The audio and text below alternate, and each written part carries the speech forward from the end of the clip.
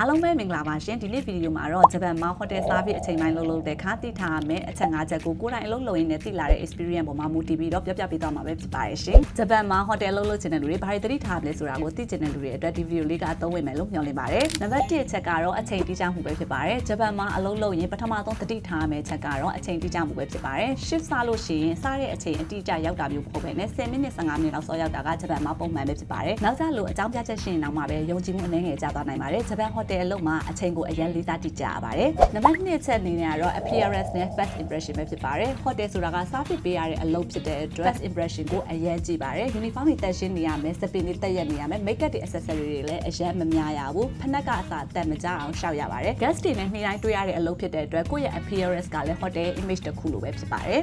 နံပါတ်3ချက်ကတော့ရည်စည်းမှုနဲ့ attitude ပါဂျပန် hotel မှာဂျပန်စကားအရင်မကြမ်းကျင်သေးတဲ့နောက်မှာပဲ attitude ကအရင်ရေးကြည့်ပါတယ်အမြဲပြုံးထားပါအတန်တုံးကိုနူးညံ့အောင်ထားပါ guest တွေနဲ့စကားပြောရင်ရင်ကြီးကြီးပဲပြောပါကိုကစကားအများကြီးမပြောနိုင်တော့မှပဲလေးစားမှုရှိရင်ဂျပန်မှာအရင်တန်ဖိုးထားကြပါတယ်နံပါတ်4ချက်ကတော့ instruction ကိုတေချာလိုက်နားထောင်ကြည့်မယ်ဖြစ်ပါတယ် hotel အလုပ်လုပ်ငန်းစဉ်တွေကအရင်တိကျပါတယ် manager တွေ supervisor တွေကပြောတဲ့အခါမှာတေချာလိုက်ပြီးတော့နားထောင်ပါမသိရင်ရှက်မနေပဲနဲ့ချက်ချင်းမေးပါဂျပန်မှာမသိလို့မေးတာမစိုးပါဘူးမမေးပဲနဲ့အမှားလုပ်တာပိုဆိုးပါတယ်အလုပ်ကိုတိတိကျကျလုပ်တာရင်ယုံကြည်မှုကိုလည်းမြင်မြန်ရနိုင်ပါတယ်နံပါတ်5ချက်အနေနဲ့ကတော့စီကံနဲ့ privacy မှာ hotel မှာအလုပ်လုပ်ရင်စီကံကိုအရင်လေးစားရပါတယ် guest အကြောင်း social media ပေါ်တင်တာဓာတ်ပုံရိုက်တာ hotel အတွင်းအကြောင်းတွေကိုအပြစ်မှာပြောတာတွေကိုလုံးဝရှောင်ကြည့်ရပါမယ် privacy ကိုမလေးစားရင်အလုပ်ဆုံးရှုံးတဲ့အထိဖြစ်နိုင်ပါတယ်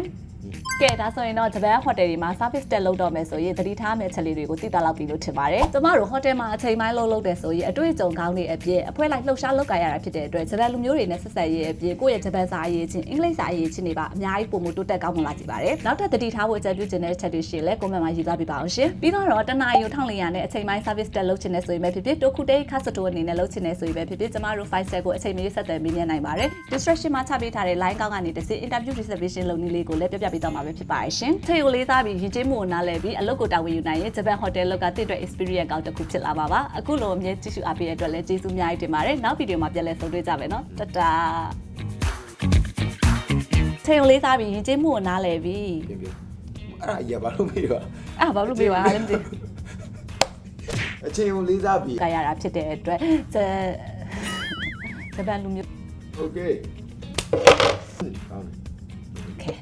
ဝါကိုမမရှိတော့ပါဘူးရှင်ဒါလည်းပြချင်တာဗျူး reservation လုပ်နည်းလေးကိုလည်းပြောပြပေးတော့ပါမယ်ရှင်လုံးကုန်ပြီဒီဗီဒီယိုလေးကိုအဆုံးထိကြည့်ပေးကြတဲ့ကောင်းတယ်ဒါကောင်းတယ်အဲ့ဒီလေတင်းလေးဖက်လိုက်ရမယ်နောက်တစ်ခါတော့ထပ်ပြောဘာလို့လဲ1 2 3အချိန်ကိုနားလည်ပြီအချိန်ကိုလေးစားပြီးရည်ကျင်းမှုကိုနားလည်ပြီငါပြုံးထားလေနဲအားလေးထည့်ပြော1 2 3